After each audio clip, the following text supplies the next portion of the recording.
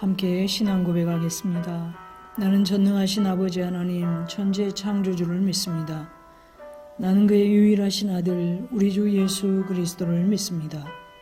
그는 성령으로 잉태되어 동정녀 마리아에게서 나시고 본디오 빌라도에게 고난을 받아 십자가에 못 박혀 죽으시고 장사된 지 사흘 만에 죽은 자 가운데서 다시 살아나셨으며 하늘에 오르시어 전능하신 아버지 하나님 우편에 앉아 계시다가 거기로부터 살아있는 자와 죽은 자를 심판하러 오십니다. 나는 성령을 믿으며 거룩한 공교회와 성도의 교제와 죄를 용서받는 것과 몸의 부활과 영생을 믿습니다. 아멘. 오늘 말씀은 고린도후서 3장입니다. 우리가 다시 자천하기를 시작하겠느냐? 우리가 어찌 어떤 사람처럼 추천서를 너희에게 붙이거나 혹은 너희에게 받거나 할 필요가 있느냐? 너희는 우리의 편지라 우리의 마음에 썼고 무사람이 알고 읽는 바라. 너희는 우리로 말미암아 나타난 그리스도의 편지니 이는 먹으로 쓴 것이 아니요 오직 살아계신 하나님의 영으로 쓴 것이며 또 돌판에 쓴 것이 아니요 오직 육의 마음판에 쓴 것이라. 우리가 그리스도로 말미암아 하나님을 향하여 이 같은 확신이 있으니 우리가 무슨 일이든지 우리에게서 난 것 같이 생각하여 스스로 만족할 것이 아니니 우리의 만족은 오직 하나님께로부터 나느니라. 그가 또한 우리를 새 언약의 일꾼 되기에 만족하게 하셨으니 율법 조문으로 하지 아니하고 오직 영으로 함이니 율법 조문은 죽이는 것이요 영은 살리는 것이니라. 돌에 써서 새긴 죽게 하는 율법 조문의 직분도 영광이 있어 이스라엘 자손들은 모세의 얼굴에 없어질 영광 때문에도 그 얼굴을 주목하지 못하였거든. 하물며 영의 직분은 더욱 영광이 있지 아니하겠느냐. 정죄의 직분도 영광이 있은즉 의의 직분은 영광이 더욱 넘치리라. 영광되었던 것이 더 큰 영광으로 말미암아 이에 영광될 것이 없으나 없어질 것도 영광으로 말미암았은즉 길이 있을 것은 더욱 영광 가운데 있느니라. 우리가 이 같은 소망이 있으므로 담대히 말하노니 우리는 모세가 이스라엘 자손들에게 장차 없어질 것의 결국을 주목하지 못하게 하려고 수건을 그 얼굴에 쓴 것 같이 아니하노라. 그러나 그들의 마음이 완고하여 오늘까지도 구약을 읽을 때에 그 수건이 벗겨지지 아니하고 있으니 그 수건은 그리스도 안에서 없어질 것이라. 오늘까지 모세의 글을 읽을 때 수건이 그 마음을 덮었도다. 그러나 언제든지 주께로 돌아가면 그 수건이 벗겨지리라. 주는 영이시니 주의 영이 계신 곳에는 자유가 있느니라. 우리가 다 수건을 벗은 얼굴로 거울을 보는 것 같이 주의 영광을 보며 그와 같은 형상으로 변화하여 영광에서 영광에 이르니 곧 주의 영으로 말미암음이니라. 고린도후서 2장부터 5장 초반까지는 바울 자신의 사도직의 정당성을 변론하는 내용들이 들어 있습니다. 바울이 이렇게 자신의 사도직을 변론하는 이유는 자신의 권위를 높이기 위함이 아니라 그가 전하는 복음의 능력, 복음의 확실함을 믿게 하기 위해서입니다. 오늘 말씀도 그렇습니다. 1절에서 고린도 교회를 향한 질문으로 시작을 합니다. 우리가 다시 자천하기를 시작하겠느냐? 우리가 어찌 어떤 사람처럼 추천서를 너희에게 붙이거나 혹은 너희에게 받거나 할 필요가 있느냐? 자신을 고린도 교회에게 추천할 추천서나 고린도 교회로부터 추천서를 받을 필요가 있는가 하는 것입니다. 당시 순회 선교사들은 자신에 대한 신임을 확증하는 추천서를 가지고 다닌 것 같습니다. 그리고 바울도 고린도전서 16장 10절이나 로마서 16장 10절, 골로새서 4장 10절에서 각각 디모데와 베베와 마가를 추천하는 추천서를 썼습니다. 그런 바울이 오늘 말씀 1절에서 자신에 대한 좌천이나 추천에 대해 그것이 꼭 필요한가 하고 강력하게 이야기를 하고 있습니다. 그 이유는 아마도 당시에 고린도 교회에 바울을 대적하면서 그의 사도됨을 반박하는 사람들이 있었던 것 같습니다. 그리고 그들은 바울에게 사도성을 입증하는 추천서를 요구하면서 추천서도 받지 못한 거짓 사도라고 비난을 했을 것입니다. 그래서 바울은 자신의 사도직에 대해 이전에 분명하게 말한 적이 있기 때문에 또다시 그럴 필요가 없지 않느냐 하고 말하는 것입니다. 뿐만 아니라 오늘 말씀 2절부터 3절에서 자신의 사도직을 입증하는 증거는 종이로 쓴 추천서가 아니라 고린도 교회 성도들 자체라고 변론하고 있습니다. 2절 3절입니다. 너희는 우리의 편지라 우리 마음에 썼고 무사람이 알고 읽는 바라. 너희는 우리로 말미암아 나타난 그리스도의 편지니 이는 먹으로 쓴 것이 아니요 오직 살아계신 하나님의 영으로 쓴 것이며 또 돌판에 쓴 것이 아니요 오직 육의 마음판에 쓴 것이라.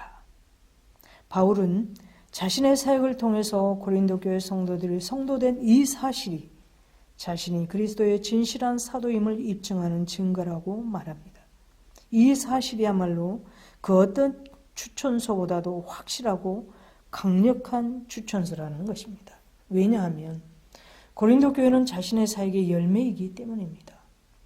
종이 추천서는 위조할 수도 있지만 이 사실은 절대 위조할 수 없는 진실된 것이기 때문입니다. 2절을 보시면 너희는 우리의 편지라 우리 마음에 썼고 무사람이 알고 읽는 바라. 여기 편지라는 표현도 추천하는 글을 말합니다. 우리 마음에 썼고 무사람이 알고 읽는 바라. 이 말은 모든 사람에게 알려지고 인정되고 있다는 뜻입니다. 바울은 고린도 지역에 복음을 전했고 그곳에 첫 번째 교회를 설립한 사람으로서 자신이 뿌린 복음의 씨의 열매인 성도들이 자신의 사도됨을 명백히 증거하는 증거라고 단호하게 말하고 있는 것입니다. 그리고 4절부터 11절에서는 사도로서의 확신과 그 직분이 얼마나 영광스러운지를 말씀합니다. 먼저 자신의 사도직에 대한 이런 확신은 그리스도를 통해서 가진 것임을 말씀합니다. 4절입니다. 우리가 그리스도로 말미암아 하나님을 향하여 이 같은 확신이 있으니. 6절을 현대로 읽어드리겠습니다. 사람들을 구원하는 새 계약에 대한 것을 전할 수 있도록 도와주신 분은 하나님이십니다. 우리는 하나님의 율법을 전부 다 지켜야 한다. 그렇지 않으면 죽는다고 가르치지 않습니다. 오히려 우리는 성령께서 생명을 주신다고 가르치고 있습니다. 10계명을 지켜서 생명을 얻으려다가는 결국 죽음밖에 맞을 것이 없지만 성령께서는 생명을 주십니다. 바울은 자신의 복음 사역은 하나님의 소명과 은혜로 하고 있는 일이라고 말하고 있는 것입니다. 이어서 7절부터 11절에서는 새 언약의 직분이 왜 그렇게 영광스러운지를 복음의 영광을 통해서 말씀합니다.